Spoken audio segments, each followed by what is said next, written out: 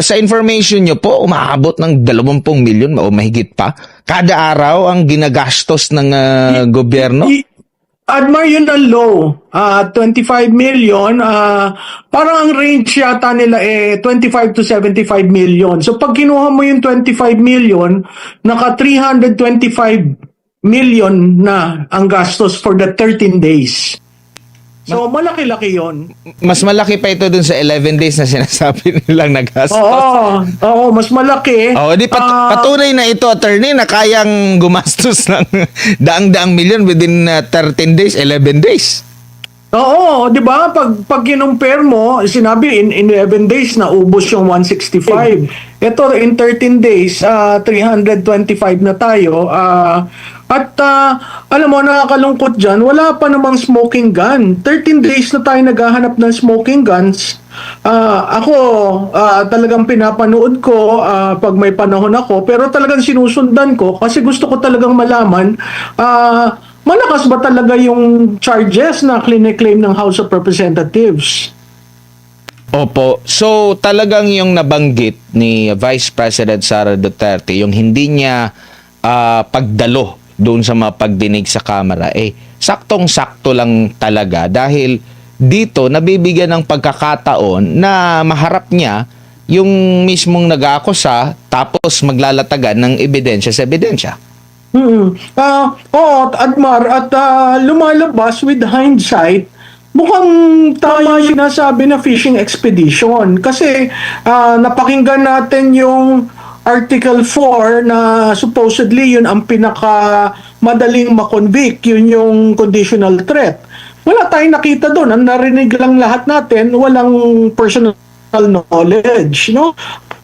Wala na. Ang claim sa propaganda, merong assassin. Pero wala tayong nakikita na talaga dyan sa isyong yan. Pagdating naman dun sa land bank, sinabi lang na talagang may pondo na natanggap, in-encash. Walang irregular dun sa nangyaring pag-i-encash kasi may SARO, may notice of cash allocation, at may cheque. So, galing dun sa land bank, kahit na yung malapit ang pintuan sa DepEd, dahil talaga may pintuan doon, no? Tapos ngayon, nakita natin yung COA, mahirap dun sa COA, mahilig siya mag-interpret, yung si Walim ba yan? Si Attorney Walim, mahilig mag-interpret. Mahilig mag-interpret, pero yung interpretation niya, interpretation niya yon. Ano ba ang nasa COA manual? Paano mo ba gagawin ng audit? At ako'y nagpapasalamat kay Senator Ping Lacson kasi tinumbok niya yung pinaka-importante. May security clearance ka ba?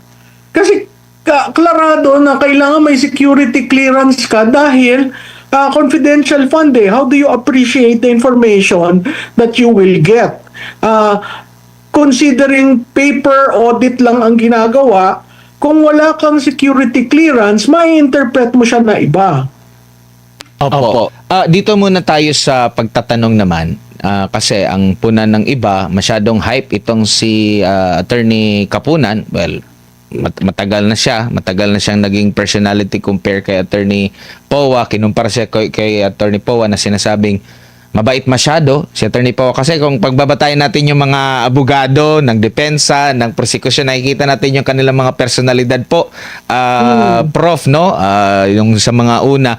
Meron ba nakita kayong advantage o disadvantages? Parang nakasama ba ito sa prosecutor na masyadong hype kumpara dito sa mabait na klase ng abogado pero matinik din na klase, lalo na dun sa mga pagtatanong po, Prof? Admar, maganda yung tanong mo, no? Siguro, puntahan natin bakit ang pinili ni Vice Presidente ang mga bata, no? Compared dun sa private prosecutors na talagang mga veterano, no?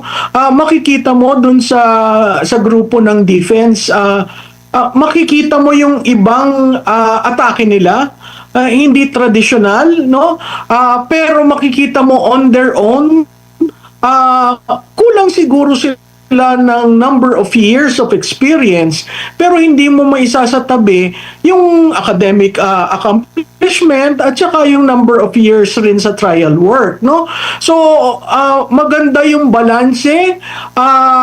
Siguro mas technical dahil talagang pinupuntohan niya isa bawat pahina, bawat assertions, bawat stipulations, talagang tinitingnan nila kasi nga again nung nagsimula tayo, 'di ba, ang sinasabi ang burden of proof nasa prosecution, hindi nasa defense. At makikita mo kaya sila marahil ganun ka-technical.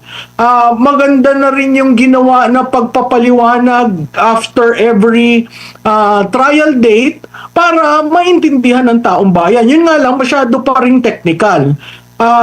Yung kay Attorney Kapunan, talagang showboat. Talagang yung mga side comments niya, usually yun ang nako-cover, 'di ba? Yung sinabi niyang gusto niyang umupo, yung gusto niyang umuwi na dahil manonood pa siya ng isang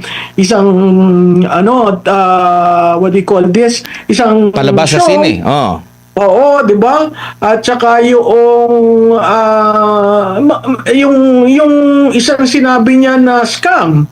Mahilig siya na after the engagement, biglang she's already addressing the public outside of the impeachment court. Kaya makikita mo yung kagalingan niya sa pag-pivot at sa pagbitaw ng mga salita na ipipick up. No? Yun ang difference. Pero sa tingin ko, yung mga bata can relate very much with the young lawyers. Very sharp. Nakita natin ngayon, kung umpisa, nandun si Attorney Sison, si Attorney Poa, si Attorney Binluan, si Attorney Narbasa. Ngayon may bago. Yung si Attorney Ferrer ba yan? Christine Ferrer. Babae na abay tax lawyer, practitioner. So makikita natin may iba't ibang strategiya at iba't ibang style ang ginagamit ng bawat lawyers. Pero ano ang pinakamatindi diyan? Hindi natin nakikita ang public prosecutors na nagsasalita. 'Di ba? Bakit parating private prosecutors ang inyong inaalaw? 'Di ba? Yun yung sa akin kasi wala namang civil case yaan. Hindi naman impeachment yan. So, bakit sumasali at binibigyan ng malaking spotlight ang private prosecutors? Dahil hindi ba kaya ng public prosecutors to engage? Kasi produkto yan ng kanilang 2 beses ng impeachment di ba? So, I was expecting yung public prosecutors will show the way and will just be guided by the private prosecutors. Pero dun sa 2 charges, nakita natin parehong private prosecutors yung nag-lead. Opo. Siguro strategy ba na nakikita nyo po sa panig ng prosekusyon na gamitin nila itong mga kilala o di kay matagal na naging personalidad sa kanilang larangan, mga laging nakikita sa balita, lalo na yung mga kritiko na kay Vice President Sara Duterte para ma-intimidate ba ang kalaban at may nakita ba kayong katiting na na-intimidate yung depensa dito, Prof? Alam mo, sa tingin ko may certain degree of intimidation kasi mga bata nga di ba? Nenervyos yan, hindi sanay. Pero in fairness, the young lawyers of the Vice President are putting up such a good defense kasi they do not allow any inch na hindi kino-contest yung sinasabi ng prosecution. Whereas ang mga congressman, they are just there watching, etc. But it's actually the private prosecutors leading the way. Dito naman tayo sa performance ng mga presiding ng mga senator judges po, Prof. Ano naman, yung mga tumayo lang ha, hindi ko lang alam kung bakit hindi tumatay yung iba. Makikita natin ano yung mga punto, yung sinasabi nila, saklit na parang yung mga bash ng mga hindi nakakagets doon sa punto ni Senator Padilla. Nag-expect ka ba na ganun? Kung buga tutusin, tama pala yun. Meron pang mga malimit na nagtatanong doon, si Senator Villanueva, sina Soto, Pangilinan, Hontiveros, Lacson, pati ang presiding officer at ang Senate President. Ano ang mga assessment mo sa kanila, ma'am? Kung meron man. Naririnig niyo ako? Go ahead po, malinaw na po. Oo. Klarado na may linyahan na. Kung titingnan mo yung pagtatanong ni Senator Hontiveros, Senator Kiko Pangilinan, Senator Bam Aquino, klarado yung linyahan versus si Senator Padilla, si Senator Marcos, 'di ba? To a certain degree si Senator Loren Legarda, at kahit yung presiding officer.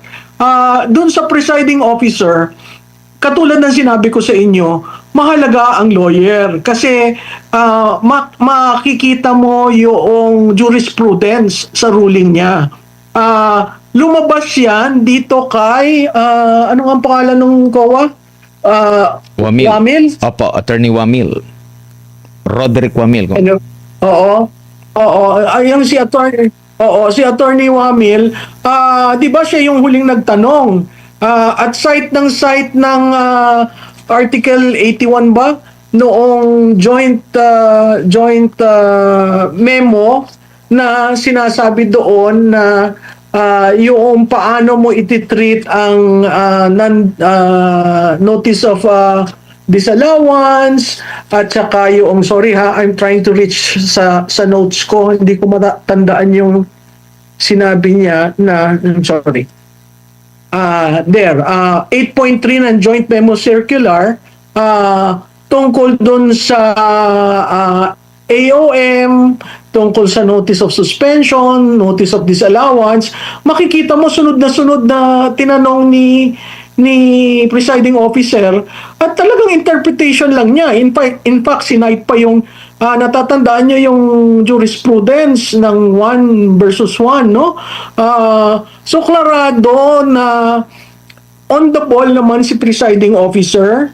Yun nga lang, sometimes may tendency siya to be lenient, not to call, not to make a ruling na out of order. Siguro mas ine-extend niya yung respect doon sa mga katulad ni Attorney Kapunan, no? Doon sa pagtatanong naman, makikita mo si Senator Marcos pointed ang tanong niya. Si Senator, hindi ko maintindihan bakit gano'n na lamang ang asar ng iba kay Senator Padilla when in fact in 2 instances, talagang spot on. Yun yung tinanong niya na meron ka bang nakitang anomalya? Di ba? Yes or no lang yung tanong niya. Tapos umupo na. Maganda rin yung ginawa niya sa paglalapat ng mga impormasyon ng paggastos sa confidential fund at saka yung certain dates ng CPP, NPA, NDF. No? So, makikita mo iba ang takbo ng isip ng isang Robin Padilla, ng isang Amy Marcos, and for that matter, yung si Pangilinan, Hontiveros, and Aquino. So, yung iba hindi pa natin nakikita kung saan sila pumapanig, pero nagulat ako dun sa tinanong ni Senator J.V. Estrada na point blank rin tinanong niya, meron ka bang nakita na kahit isang kusing na kumita ang Vice Presidente? So pointed, despite all the interpretation by Attorney Wamil, yun lang naman ang tatanungin mo, kumita ba siya? Nang bulsa ba siya? Nawala ba ang pera? Ang lumalabas dun sa testimony, kulang ng mga dokumento, kaya nagkakaroon sila ng notice of suspension, notice of disallowance, pero hindi naman final yon. Kaya nga, mali yung sinabi ni Attorney Wamil na may prima facie evidence. Still, it is not a final thing because the final will be coming from the Supreme Court once the Vice President elevates the ruling of COA. And dito sa mga ano na ito, doon sa maraming na question doon sa grave threat. Dito na naman sa Article 1. Anong ina-expect nyo naman po sa same na taga-COA rin, COA ICFAO, na magte-testimonya na unsa siya kahapon sa Lunes, possible po, Prof, magiging same pa rin ba yung mangyayari dyan? May bigat pa ba? Consider na ito yung nangyari? Alam mo, tama dun si Attorney Ferrer eh. Kasi yung evidence na present nung second witness is not from a congressional hearing by the Committee on Justice and the committee, yung Quadcom. Kasi pati transcript di ba? So, paano magkokomentaryo ang isang tao na hindi natin second witness is, I think, resource person ng committee. Di ba? So, ano yung ang kaya lang niyang pag-usapan ay yung from the time na nawala si Attorney Wamil dahil nailipat na to the present time na kanyang tinitingnan yung submission ng Office of the Vice President and the DepEd. Admar, maganda rin yung sa DepEd, no? Siguro pupunahin ko yan kasi makikita dun sa DepEd na paggastos, talagang ginastos para protektahan ng mga estudyante. Ngayon, kung ang iyong eskwelahan kung saan ang anak mo nag-aaral ay hotbed ng recruitment, whether that is recruitment for the left, recruitment to sell drugs, recruitment for sex trafficking, harassment, terrorism, di ba? Gusto niya maging protektado ang mga eskwelahan. Kasi kung titingnan natin yan, basic and secondary education yung hawak ng DepEd. Hindi ba mahalaga yung paggamit niya ng congressional, ng CF, confidential fund, para protektahan ng mga estudyante? Dapat ikatuwa ng mga parents yan. At maganda rin yung sinagot na wala silang nakikita na binulsa ng Vice Presidente. So, nasaan yung smoking gun? Second charge na to, wala tayong makitang smoking gun when it comes to both the conditional threat at saka itong confidential fund. Yan ay sa prosecution lamang, no? Hihintayin natin yung defense pag natapos ang prosecution doon sa dalawa pang charges bago mag-offer ng evidence at witness ang defense. So doon natin makikita yung kabuuan. Siguro i-hold muna natin ang ating judgment, pero critical doon, walang smoking gun. Opo, tsaka ito ngang doon sa sinasabi nilang maling paggamit ng confidential fund, siya na ba talaga yung accountable dito? Direkta na ba siya ang mananagot? Dahil sa pagkakaalam natin, hindi naman siya direkta yung nagpapapirma, nagbibigay mismo ng at yung nakasaad din po doon sa Joint Memorandum Circular is a head of agency or yung kanyang disbursement na personnel.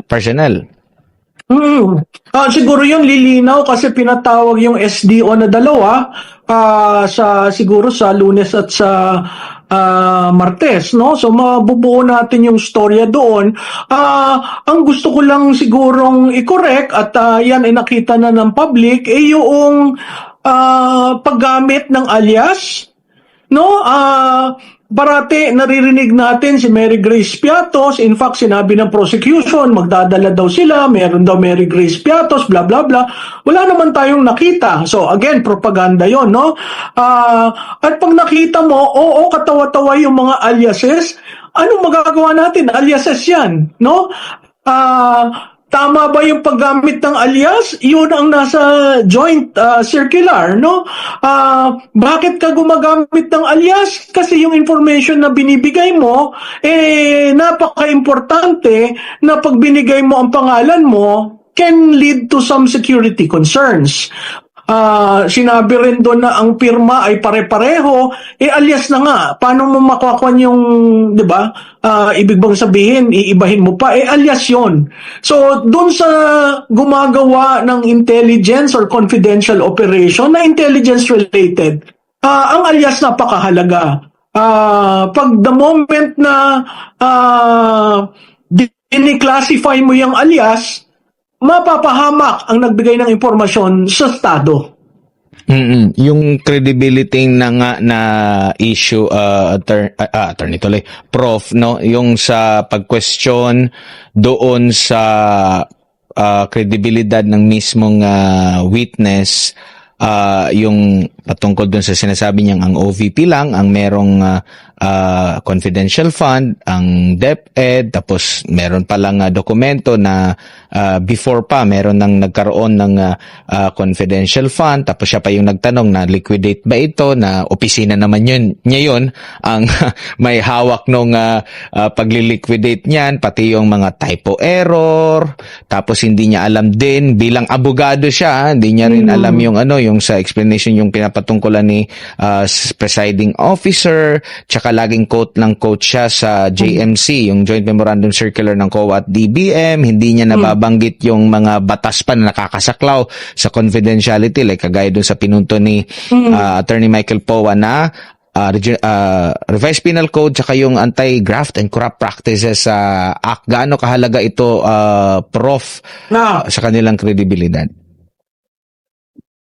Mahalaga yan, Adman, no? Maganda yan tanong kasi nung pala nagsisimula itong issue sa confidential fund, nag-advocate na ako na dapat bisitahin ng Kongreso itong Joint Memorandum Circular. Kasi circular lang yan, pwede mo namang i-institute sa batas.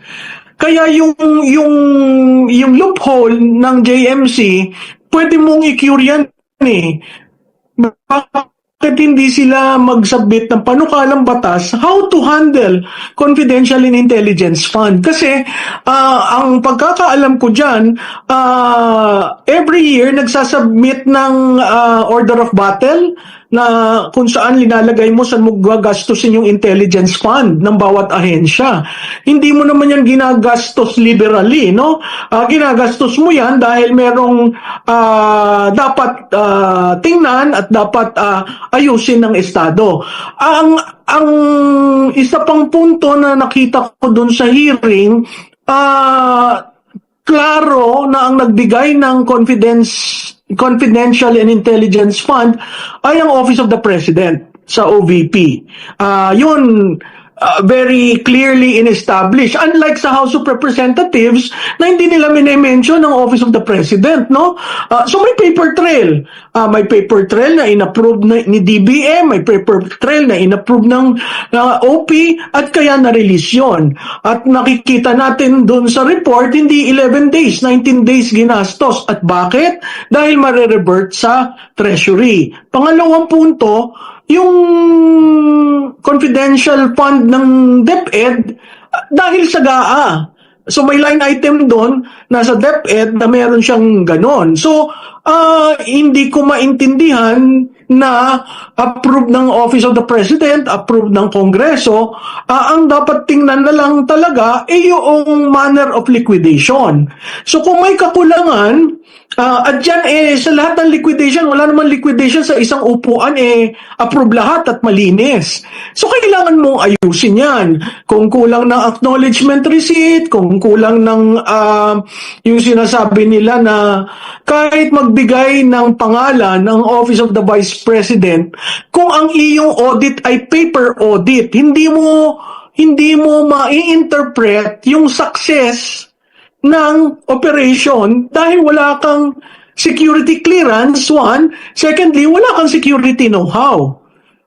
So, paper trail lang talaga yung magagawa ng audit at post-audit nga yung sa Monday, post-audit ang kanyang ginawa. So, hinahabol mo lang yan, documentary. So, maganda yung paulit-ulit. Meron bang pondo na kinuha ng Vice Presidente? Consistently, paulit-ulit na tinanong, wala ang sagot. So ano dun ang betrayal of public trust? Saan dun impeachable? Opo. Siguro bilang panghuli na lamang po, ma'am, paalala niyo na lang po sa ating mga kababayan dito sa kanilang paghimay kasi halo nga ito usaping legal, merong usaping political, kitang-kita at malinaw na malinaw naman po yan. At baka meron pa po kayong gustong sabihin na hindi ko po naitanong. Nasa inyo po yung pagkakataon, Prof. Well, siguro doon sa manunood, na-notice kasi namin bumababa yung engagement. The moment maging very technical ang mga tao umaalis, no? Mabuti yung nangyari nung kahapon, Lunes hanggang Miyerkules, nasa witness stand, no? Medyo kahapon lang talaga naging exciting kasi very technical at very procedural. Sa mga nanonood ho, patuloy po natin panoodin kasi kahit po yung replay, mahahabol naman po nyo yan. May technology na po ngayon para maintindihan nyo. Kasi pondo ng bayan niyang ginastos at ang allegation nga ay ang Vice Presidente ay hindi nagpakatotoo sa tiwala na binigay ng tao. Kayo lamang po ang makakapag-judge niyan. Ang senator judges makakapag-judge siguro based on yung pag-aaral nila sa dokumento. Pero kayo, ano bang impact niyan sa taong bayan? Ano bang impact niyan sa pag-aaral, sa katiwasayan sa eskwela, sa itong pagiging leader? Yung pagiging leader kasi, sinasabi na yung character ng isang leader hindi dapat nagte-threat. Titingnan po natin at lahat naman ng Pilipino sa tingin ko at one point in time nag-threaten na tayo. Bakit? Kailangan lagyan ng konteksto. So, ito pong sa conditional threat, kailangan po lagyan ng konteksto. Bakit nagalit si Vice Presidente? Tama po bang magalit siya? Tama ba po yung kanyang pananalita? Konteksto lamang po ang makakapagbigay ng kaliwanagan sa ating mamamayan kung bakit nagkaganon. So, patuloy po sana nating subaybayan ang impeachment. Gumagastos po tayo dyan, no? Katulad ng simula sa pagtatanong ni Admar, 20 million a day. Sayang naman po kung 20 million tapos hindi natin inaalam ano ba talagang nangyari. May katotohanan ba?